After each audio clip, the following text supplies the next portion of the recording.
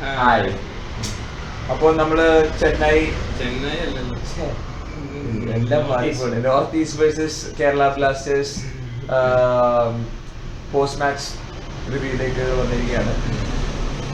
അതിനു മുമ്പ് വളരെ നടക്കാൻ പാടില്ലാത്ത കാര്യങ്ങളൊക്കെ സ്റ്റേഡിയത്തിലുണ്ടായി. So to all the fans, നിങ്ങൾ സ്റ്റേഡിയത്തിലെ സീറ്റ്സ് ഒന്നും ഇങ്ങനെ തള്ളി നശിപ്പിക്കരുത്. വലിയ പ്രശ്നം എന്താണെന്ന് വെച്ച് കഴിഞ്ഞാൽ അണ്ടർ-17 വേൾഡ് കപ്പ് നമുക്ക് വരിക. അപ്പോൾ നമ്മൾ നന്നായിട്ട് ബിഹേവ് ചെയ്താലാണ് ഫിഫയുടെ കയ്യിൽ നിന്ന് നമുക്ക് അതനുസരിച്ച് ഇത് ഉണ്ടാവുള്ളൂ. അതായത് വേൾഡ് കപ്പ് നടക്കുക മാത്രമല്ല, അത് കഴിഞ്ഞ് കഴിഞ്ഞാൽ ഇന്റർനാഷണൽ ഫ്രണ്ട്ലീസ് ഒക്കെ നമ്മുടെ സ്റ്റേഡിയത്തിന് കിട്ടണം. ഇന്റർനാഷണൽ ഫ്രണ്ട്ലീസ് മാത്രമല്ല, ക്ലബ് ഫ്രണ്ട്ലീസ് നമുക്ക് സ്റ്റേഡിയത്തിന് കിട്ടണം. അത് തന്നെയല്ല, നമുക്ക് സ്റ്റേഡിയം നവീകരിക്കാനായിട്ട് ഫിഫയുടെ കയ്യിൽ കുറെ കാശ് കിട്ടണം. അപ്പൊ ഇതിനൊക്കെ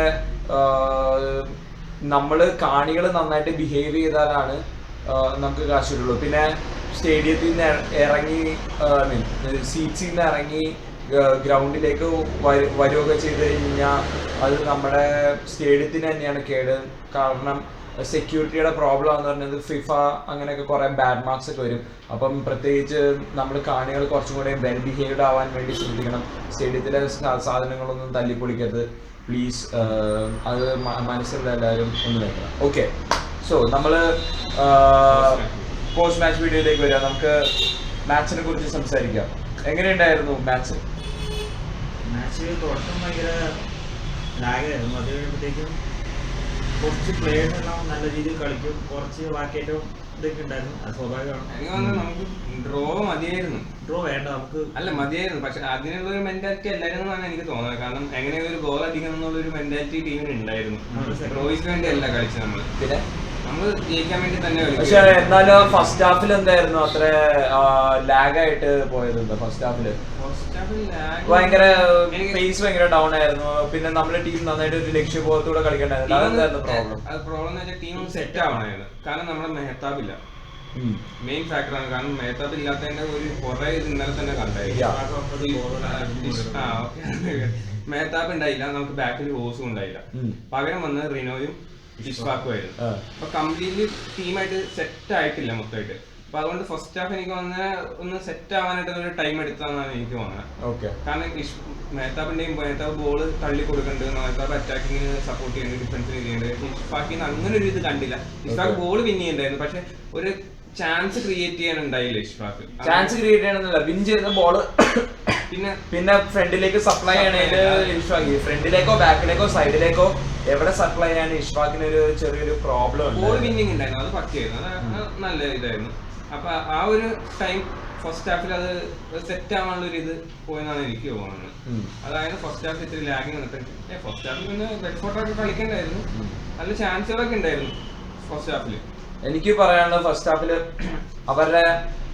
അവരുടെ 3 പ്ലേയേഴ്സ് പിച്ചിന്റെ സെന്റർ അവര് റൂൾ ചെയ്യായിരുന്നു. കച്ചൂമി അൽഫാറൊക്കെ. അതായത് അവരൊരു അറ്റാക്ക് വന്നു കഴിഞ്ഞാൽ നമ്മൾ വിൻ ചെയ്ത ബോള് നമ്മൾ ഫ്രണ്ടിലേക്ക് എത്തിക്കണം. മൊത്തം ആ മിഡ്ഫീൽഡിലുള്ള ആ 3 പ്ലേയേഴ്സ് വിൻ ചെയ്തുകൊണ്ടിരിക്കുകയായിരുന്നു. ഇത്രയും നാളുള്ള കളിയിൽ നമ്മൾ ചെയ്തുകൊണ്ടിരുന്ന കാര്യം അവര് സക്സസ്ഫുൾ ആയിട്ട് ചെയ്യുകയായിരുന്നു. മെയിൻ ആയിട്ടുള്ള പ്രോബ്ലം എന്താണെന്ന് വെച്ച് കഴിഞ്ഞാൽ മെഹ്താബിന്റെ പൊസിഷനിൽ കളിക്കാൻ വേണ്ടി ആക്കിയിരുന്ന ഇഷ്ഫാഖ് മുഹമ്മദ് ജോഡികളായിരുന്നു. മെഹ്താബ് ഉണ്ടായിരുന്നപ്പോൾ ഉള്ള ഗുണം എന്താണെന്ന് വെച്ച് കഴിഞ്ഞാൽ മുഹമ്മദ് കയറിപ്പോയി കഴിഞ്ഞ് കഴിഞ്ഞാൽ മെഹ്താബ് ആ പൊസിഷൻ നന്നായിട്ട് മുഹമ്മദിനെ നന്നായിട്ട് കീപ്പ് ചെയ്യും. പക്ഷെ മെഹ്താബ് ഇച്ചിരി കയറി കഴിഞ്ഞ് കഴിഞ്ഞാൽ മുഹമ്മദ് ഇവിടെ വന്ന് കീപ്പ് ചെയ്തോളൂ. ഇത് നല്ലൊരു പാർട്ണർഷിപ്പ് നടന്നുകൊണ്ടിരിക്കുന്നതായിരുന്നു. കഡിയോ ബോറസ് ഉണ്ടായിരുന്നപ്പോഴും അങ്ങനെ തന്നെയായിരുന്നു.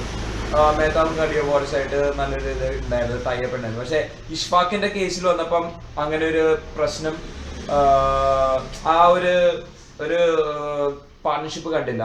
പിന്നെ അതേപോലെ തന്നെ കളി തുടങ്ങിയപ്പോ ലെഫ്റ്റ് വിങ്ങില് റിനാൻഡോ ആയിരുന്നു. റിനാൻഡോ ബാക്കിലേക്ക് ഓടാൻ ഭയങ്കര പ്രയാസമാണ് റിനാൻഡോയ്ക്ക്. പിന്നെ ഉള്ള അടുത്ത പ്രോബ്ലം എന്ന് പറഞ്ഞാൽ മാർക്കിങ്ങിലെ പ്രോബ്ലം ആണ്.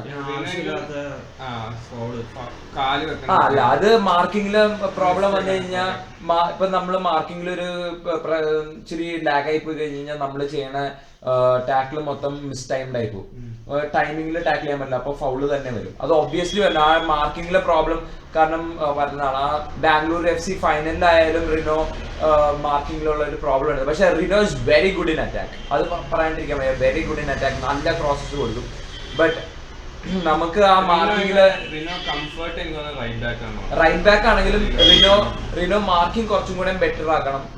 ജിങ്കന്റെ നിന്നൊക്കെ കുറച്ച് റിനോയ്ക്ക് പഠിക്കാനുണ്ട്, സ്റ്റാക്കിന്റെ നിന്ന് കുറെ പഠിക്കാനുണ്ട്. അപ്പം റിനോ മാർക്കിംഗ് ബെറ്റർ ആക്കണം. അപ്പൊ ഈ ഒരു 2 ഫാക്ടർ നമ്മളെ ഫസ്റ്റ് ഹാഫിൽ വളരെ അധികമായിട്ട് അഫക്ട് ചെയ്തുകൊണ്ടിരുന്നു. അതാണ് നമ്മൾ പിന്നെ പോണ ബോളുകളും നമുക്ക് അധികം ഇമ്പാക്ട് ഉണ്ടാകാൻ ഒരു ലക്ഷ്യബോധം ഇല്ലാണ്ട് നമ്മൾ വെറുതെ ഡ്രോയിന് കളിക്കണ പോലെയാണ് എല്ലാവർക്കും തോന്നിയത് ആക്ച്വലി. പക്ഷെ അതല്ലായിരുന്നു സംഭവം. ആക്ച്വലി ഈ 2 ഫാക്ടർ ആയിരുന്നു നമ്മുടെ ടീമിനെ അഫക്ട് ചെയ്തുകൊണ്ടിരുന്നത്. അത് 2 കീ റോൾസാ.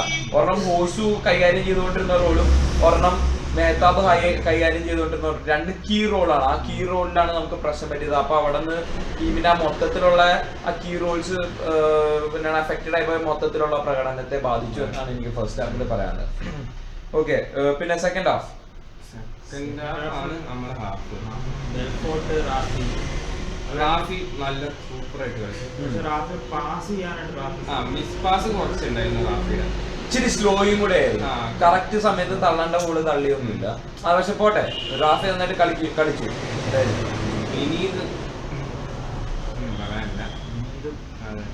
രഹനേഷ് ആ ബോൾ നമുക്ക് വിട്ടു തന്നതാണ്. കേരളം ജയിച്ചു പോയിക്കോട്ടെ. 4 മലയാളികളാണ്. 4 മലയാളികൾ കളിച്ചു. 4 മലയാളികളും നല്ല കളിയായിരുന്നു. നല്ല സൂപ്പർ സേവ് ആയിരുന്നു. റാഫിയുടെ ഹെഡർ നല്ല സേവ് ആയിരുന്നു. പിന്നെ വിനീതിന്റെ ഒരു ഷോട്ട്, ജർമ്മന്റെ ഒരു ഷോട്ട്, റേനേഷ് നല്ല ഇതായിരുന്നു. റേനേഷിന് നല്ല കളിയായിരുന്നു.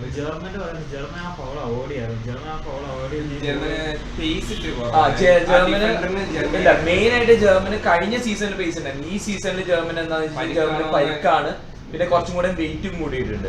അപ്പൊ ഈ 2 ഫാക്ടർ ജർമ്മനെ നന്നായിട്ട് അഫക്ട് ചെയ്യുന്നുണ്ട്. അതുകൊണ്ട് ജർമ്മന് വേണമെങ്കിൽ അത് ആ ജർമ്മന് പേസ് ഉണ്ടായിരുന്നെങ്കിൽ ജർമ്മൻ ആ ബോൾ എടുത്ത് കളിച്ച് വിൻ ചെയ്ത് പോയത്. കാരണം ഡിഫൻഡർ അങ്ങ് പുറകില്ല. ജർമ്മൻ കറക്റ്റ് ഓണായിട്ട് കയറി വന്നു, ബോള് വന്നു, അത് കഴിഞ്ഞിട്ട് ഡിഫൻഡർ ഓടി വന്നു. എന്നിട്ടും ഡിഫൻഡർ ജർമ്മന്റെ ഫ്രണ്ടിലെത്തി. അപ്പൊ ജർമ്മന്റെ ആ പേസും ജർമ്മന്റെ പരിക്കുമാണ് ആ പ്രോബ്ലത്തിൽ എന്തായാലും കാണിക്കുന്നത്. സോ സ്റ്റാക്കിന്റെ 2 സേവ്, 3 ക്രൂഷ്യൽ സേവ്.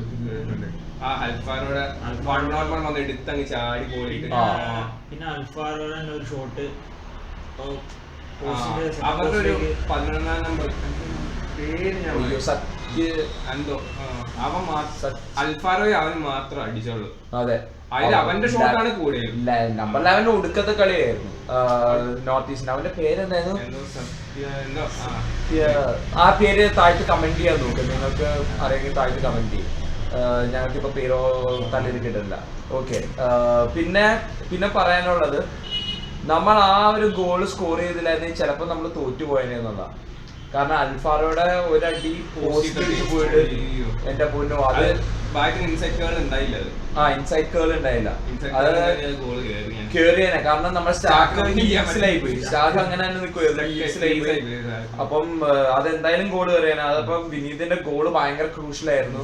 പിന്നെ വിനീത് 5 ഗോൾ അടിച്ചിരിക്കുകയാണ്. അപ്പൊ വിനീതാണ് ഇപ്പം ടോപ്പ് സ്കോറേഴ്സിൽ സെക്കൻഡ് കിട്ടുന്നത്. ഇന്ത്യയിൽ നിന്ന് ഫസ്റ്റ് ആണ്, പക്ഷെ ടോപ്പ് സ്കോറേഴ്സിൽ സെക്കൻഡ് കിട്ടുന്നത് മറ്റേ ഗാറ്റ്സ് അല്ല, മർസലീഞ്ഞോ ആണ് ഫസ്റ്റ് 9 ഗോള്. കുറെ പേര് 5 ഗോൾ ഉണ്ട്. ഹ്യൂമൊക്കെ 5 ഗോളാണ് കൂടുതൽ കളിച്ചത്. പക്ഷെ വിനീത് കുറച്ച് കളിയാണ്. വിനീത് 6 കളിയിൽ നിന്നാണ് ഇത്ര ഗോൾ സ്കോർ ചെയ്തതാണ്, 5 ഗോൾ സ്കോർ ചെയ്തതാണ്. സോ അതില് വിനീതാണ് ഇപ്പം സെക്കൻഡ് പൊസിഷനിൽ വന്നിരിക്കുന്നത്. അത് കാരണം ഒരു മലയാളി ഇപ്പൊ വിനീത് തുടക്കം പോലും കളിച്ചായിരുന്നെങ്കിൽ ചിലപ്പോ ഇപ്പൊ 9 ഗോളൊക്കെ ആയെന്ന് വേണമെങ്കിൽ നമുക്ക് പറയാം. അതെ, ടീമിൽ ചിലപ്പോ ഫസ്റ്റ് ആയാലൊന്നും പറയാൻ പറ്റില്ല. അതെ, ഇനി നമുക്ക് സെമി ജയിച്ചിട്ട് ഫൈനലിൽ ജയിച്ചു കഴിഞ്ഞാൽ 7 ഹോം മാച്ചസ് കണ്ടിന്യൂസ് വിൻ. അത് റെക്കോർഡ് പൊട്ടിക്കൽ ഭയങ്കര പാടായിരിക്കും. കാരണം ഒരു വർഷം 7 മാച്ചസ് ആണ് ഹോം മാച്ചസ് ഉള്ളത് ഒരു ടീമിന്. ഓൺ ആൻ ആവറേജ് അതിൽ ബെസ്റ്റ് 4 ടീമിനാണ് അതില് പ്ലേ ഓഫിൽ കിട്ടുള്ളൂ. അപ്പം എല്ലാ മാച്ചും ജയിക്കേണ്ടി വരും. നമ്മൾ ആ ഒരു ലെവലിലേക്ക് എടുത്ത് ഉയർത്തുക എന്ന് പറയണത്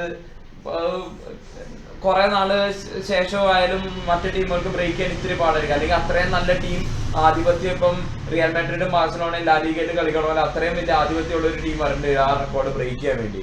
സോ നമ്മൾ ഫൈനലും കൂടെ അടിച്ചു കഴിഞ്ഞാൽ, നമ്മളെ സെമി ഫൈനൽ ഇവിടെ വിൻ ചെയ്ത് ഫൈനലും കൂടെ അടിച്ചു കഴിഞ്ഞാൽ നമ്മൾ ഒരു വൺ റെക്കോർഡിലേക്ക്, ISL 1 റെക്കോർഡിലേക്ക് നമ്മൾ കുതിച്ചുകൊണ്ടിരിക്കുക. പിന്നെ ISL സ്റ്റാറ്റിസ്റ്റിക്സിൽ വേറെ കുറെ കാര്യങ്ങളുണ്ട്. അത് ഇതാണ്, ഏറ്റവും കുറവ് ഗോൾ അടിച്ചേക്കുന്ന ടീം നമ്മളാണ്. ഏറ്റവും കുറവ് ഗോൾ അടിച്ചേക്കുന്ന ടീം നമ്മളാണ്. ഏറ്റവും കുറവ് ഷോട്ട്സ് ഓൺ ടാർഗറ്റ് നമ്മളാണ്. അത്ര അച്ചീവ് ചെയ്തിട്ടുണ്ട്. ഏറ്റവും കുറവ് ഷോട്ട്സ് ഓൺ ടാർഗറ്റ് നമ്മുടെയാണ്. എന്നിട്ട് നമ്മൾ സെക്കൻഡ് പൊസിഷനിലെത്തി. അത് നമ്മള് കൊടുക്കേണ്ട നമ്മുടെ ഡിഫൻസിനാണ് കൊടുക്കേണ്ടത്. നമ്മുടെ ഡിഫൻസ് ഒന്നും പറയാനില്ല, ഡിഫൻസിനാണ് കൊടുക്കേണ്ടത്. കാരണം അതന്നെ ഏറ്റവും കുറവ് ഗോൾ സ്കോർ ചെയ്ത് ഏറ്റവും കുറവ് ഷോട്ട്സ് ഓൺ ടാർഗറ്റിൽ നിൽക്കുന്ന ടീം സെക്കൻഡ് പൊസിഷൻ വരിക എന്ന് പറയുന്നത് it's really great achievement for the defence. നമ്മൾ ക്ലീൻ ഷീറ്റ്സ്, കുറെ ക്ലീൻ ഷീറ്റ്സ് നമുക്ക് കിട്ടിയിട്ടുണ്ട്. ഓൺലി മുംബൈ മാച്ച് ആണ് നമുക്ക് ഇച്ചിരി ഒരു അടിയായി പോയുള്ളൂ. മുംബൈ മാച്ച് അത് നമുക്ക് ഫൈനലിൽ അവരെ എടുത്തിട്ട് പൊളിച്ചു കൊടുക്കാം. 5 ഗോൾ ഫോർലാൻഡ് ഇട്ടിട്ട് നമുക്ക് ഇവിടെ ഇട്ട് കൊടുക്കണം. ഫോർലാൻഡ് കേരളത്തിൽ കളിക്കണം, കേരളത്തിന്റെ ഫോർലാൻഡ് മനസ്സിലാക്കണം, കേരളത്തിലെ ആൾക്കാരുടെ പേര് ഫോർലാൻഡ് മനസ്സിലാക്കണം. അപ്പൊ നമുക്കത് തിരിച്ചു കൊടുക്കണം. അപ്പം പിന്നെ വേറൊരു കാര്യം പറയാനുള്ളത്, നമ്മൾ സീസൺ തുടങ്ങിയപ്പോഴേ പറഞ്ഞു, നമ്മള് വെരി സ്ലോ സ്റ്റാർട്ടിൽ തുടങ്ങിയപ്പോൾ പറഞ്ഞ ആൾക്കാർ പറഞ്ഞു ഈ സീസണും നമ്മൾ അലമ്പായിരിക്കും, കേരള ബ്ലാസ്റ്റേഴ്സ് കൊള്ളില്ല, കേരള ബ്ലാസ്റ്റേഴ്സിന് ഡിച്ച് ചെയ്ത കുറെ പേരുണ്ടായിരുന്നു. അപ്പോഴൊക്കെ ഞങ്ങൾ പറഞ്ഞു ഫസ്റ്റ് സീസൺ ഇതേപോലെ തന്നെയാണ് നമ്മൾ സ്റ്റാർട്ട് ചെയ്തത്. പക്ഷെ എൻഡ് ചെയ്തത് നമ്മൾ ഫൈനലിലാണ് എൻഡ് ചെയ്തത്. പക്ഷെ ഈ സീസൺ നമ്മൾ ഫസ്റ്റ് സീസണിൽ 21 പോയിന്റ്സ് ആണ്, ഈ സീസണിൽ 22 പോയിന്റ്സ്, 1 പോയിന്റ് മോർ നമ്മൾ കിട്ടിയിട്ടുണ്ട്. സോ നമ്മൾ നേരത്തെ പറഞ്ഞ പോലെ ഫസ്റ്റ് സീസണേക്കാട്ടും നല്ലൊരു പെർഫോമൻസിലേക്കാണ് നമ്മളിപ്പോൾ വന്നിരിക്കുന്നത്. നമ്മൾ ഫസ്റ്റ് സീസണിലെ പോലെ തന്നെ ഫസ്റ്റ് 5 മാച്ചസ് നമ്മൾ നിലം തൊട്ടിട്ടില്ല. നിലം തൊടാണ്ട് നമ്മൾ നിന്നിട്ട് നമ്മൾ ഈ ലെവലിലെത്തി. So never give up the hope on our team. നമ്മുടെ ടീമിനെ ഒരിക്കലും പുച്ഛിച്ച് തള്ളരുത്. നമ്മുടെ ടീം പ്ലേയേഴ്സിനെ നമ്മൾ സ്കോർ ചെയ്തേക്കണൊക്കെ സെക്കൻഡ് ഹാഫിലും നമ്മൾ മറ്റുള്ളവര് ലീഡ് നേടിയിട്ട് നമ്മൾ തിരിച്ചടിച്ച് കയറിയിട്ടുണ്ട്. ഫൈനൽ മിനിറ്റിൽ വിനീത് സ്കോർ ചെയ്ത് നമ്മളെ ജയിപ്പിച്ചിട്ടുണ്ട്. So anything can happen. You keep supporting for our team. പിന്നെ ഒരു കാര്യം കൂടെ പറയാനുള്ളത്, നമ്മുടെ കൊച്ചിയിൽ വന്നത് 53,000 അല്ല വന്നത്, എബവ് 80,000 ഉണ്ടായിരുന്നു ഇന്നലെ. എബവ് 80,000 ഉണ്ടായിരുന്നു. അവര് 53,000 എന്ന് പറഞ്ഞത് എന്താണെന്ന് എനിക്കറിയാം. ടാക്സ് പറ്റിക്കാനായിരിക്കുമോ? അത് തന്നെ ആയിരിക്കും എനിക്ക് തോന്നുന്നത്. സോ പിന്നെ കുറെ പേർക്ക് കളി കാണാൻ ടിക്കറ്റ് കിട്ടാൻ, അല്ല ടിക്കറ്റ് എടുത്തു വന്നിട്ട് കളി കാണാൻ പറ്റാണ്ടായി. അല്ല ടിക്കറ്റ് ഉള്ളവരായിരുന്നു അവിടെ പുറത്ത് നിന്ന് വെച്ചത്. ടിക്കറ്റ് ഉള്ളവരാ പുറത്ത് നിന്ന് വെച്ചത്. അവരെ കേറ്റില്ല. That is very bad. And like പോലീസിന്റെ കാര്യത്തിൽ അവരെ കയറ്റി പറഞ്ഞാൽ എങ്ങനെയെങ്കിലും ഒക്കെ സീറ്റ് ഒപ്പിച്ച് അവിടെ ഇരുത്തായിരുന്നു. നമ്മള് ഇറാഖ് വേഴ്സസ് ഇന്ത്യ ഗ്രൗണ്ടിൽ വരെ ഇരുന്ന് കളി കണ്ട അവസരങ്ങൾ ഉണ്ടായിട്ടുണ്ട് കൊച്ചിയില്. നമ്മുടെ ക്രൗഡ് അത്ര അല്ലായിരുന്നു. പക്ഷെ ഇപ്പോഴത്തെ ക്രൗഡിനെ കുറിച്ച് അങ്ങനെ പറയാൻ പറ്റില്ല. അത്ര നല്ല ബിഹേവിയർ ഉള്ള ക്രൗഡാന്ന് പറയാൻ പറ്റില്ല. ഇപ്പോഴത്തെ ക്രൗഡില് എന്താ പറയുന്ന ആൾക്കാർക്ക് തങ്ങളെ തന്നെ ആ കസേരയൊക്കെ എടുത്ത് ഓടിച്ചെടുത്ത് ഗ്രൗണ്ടിലേക്ക് ഇടുക വളരെ നമ്മള് ഫുട്ബോൾ എന്ന് പറഞ്ഞാൽ യൂണിറ്റിക്ക് വേണ്ടിയുള്ള, അല്ലാതെ ഫൈറ്റിംഗ് വേണ്ടിയുള്ളതല്ല. So you support every one. നമ്മളെ പോലെ തന്നെ ടിക്കറ്റ് എടുത്ത് കാണാൻ വന്നേക്കുന്ന മറ്റുള്ളവരും റെസ്പെക്ട് ദം. അവര് ചിലപ്പം മിസ്ബിഹേവ് ചെയ്തെന്ന് പറയാം, പക്ഷെ അവരെ പറഞ്ഞ കാര്യം മനസ്സിലാക്കണം. അല്ലാണ്ട് തമ്മിത്തല്ലിന് പോവല്ല വേണ്ടത്. We are Kerala Blasters fan and we are more sophisticated than any other team. അപ്പോൾ നമ്മള് ആ രീതിയിൽ പെരുമാറുന്നതാണ്. സോ നമുക്ക് ഇനി അടുത്തത് സെമി ഫൈനലിൽ കാണാം. 11-ാം തീയതി സെമി ഫൈനലിൽ ഇതേപോലെ തന്നെ ആള് വരണം. പക്ഷെ അടുത്ത പ്രാവശ്യം എല്ലാവരും കയറണം. നമ്മൾ സെമി ഫൈനലും ജയിക്കണം, ഡൽഹിനെ മുക്കണം, ആൻഡ് ഫൈനലിൽ കയറണം, ഫൈനലും ജയിക്കണം. കാരണം ഈ പ്രാവശ്യത്തെ സീസൺ നമുക്കുള്ളതാണ്. കാരണം ഫൈനൽ കൊച്ചിയിലേക്ക് വന്നു, നമുക്കുള്ള സീസണാണ്. ഇനി ഈ പ്രാവശ്യം നമ്മൾ അടിച്ചിരിക്കണം. ഫൈനൽ അടിച്ചു കഴിഞ്ഞാൽ നമുക്ക് പ്രീമിയർ ലീഗിലൊക്കെ ഉള്ള പോലെ ഒരു ഡബിൾ ഡെക്കർ ബസ് എടുത്തിട്ട് ഇങ്ങനെ സിറ്റി മൊത്തം കപ്പൊക്കെ പൊങ്ങിക്കൊണ്ട് സിറ്റി മൊത്തം പോണതേ. അങ്ങനെയൊക്കെ വന്നോ? അപ്പൊ ആൾക്കാരൊക്കെ സിറ്റി നിറച്ചു. നമ്മുടെ സിറ്റിയിൽ ഒന്നാമത് സ്റ്റേഡിയത്തിന്റെ റോഡിലിട്ട് അതായാലും മതി, സ്റ്റേഡിയത്തിന്റെ റോഡിന് ചുറ്റും. അപ്പൊ നമ്മൾക്ക് എല്ലാവർക്കും നല്ലൊരു രസമൊക്കെ ആയിരിക്കും. സോ നമുക്ക് അടുത്ത മാച്ചിൽ കാണാം. ബൈ ദ ബൈ, ഉണ്ണിയുടെ കൈ പൊടിച്ചിട്ടുണ്ട്.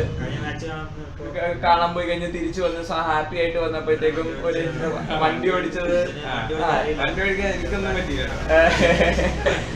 ഒരു ബൈക്കായിട്ട് ചെറുതായിട്ടൊന്ന് തട്ടി കയ്യില് ഒരു ചെറിയൊരു ഒടിവ് വന്നു. സോ ഉണ്ണി ഇപ്പം കൈ ഒടിഞ്ഞിരിക്കുകയാണ്. ആൻഡ് അപ്പൊ സെമി ഫൈനലില് വന്നാലും നമുക്ക് എല്ലാവരും ഒരു ബൈ ബൈ പറയാം. And also we are also putting a video of what Jijin took. ഒരു സ്റ്റേഡിയത്തിന്റെ ഒരു വീഡിയോ ജിജിൻ എടുത്തിട്ടുണ്ട്. So we are putting up that video also. Watch out that video. Till then bye by.